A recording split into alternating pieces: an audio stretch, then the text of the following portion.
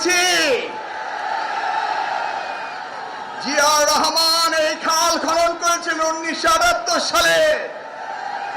আজকে আমরা পেয়েছি তার জ্যেষ্ঠ সন্তান, আজকের প্রধানমন্ত্রী জনাব তারেক রহমান। আমরা কি পেয়েছি জিয়া জুনিয়র? আমরা পেয়ে গিয়েছি। আমাদের আর কোনো ভয় নেই, ভীতি নেই। বাংলাদেশ এবার এগিয়ে চলবে। আগামীর বাংলাদেশ আমরা পাবো জনাব তারেক রহমানের নেতৃত্বে। আমার শিক্ষার্থী ভাই বোনেরা, শহীদ জিয়ার প্রিয় বিষয় ছিল শিক্ষা।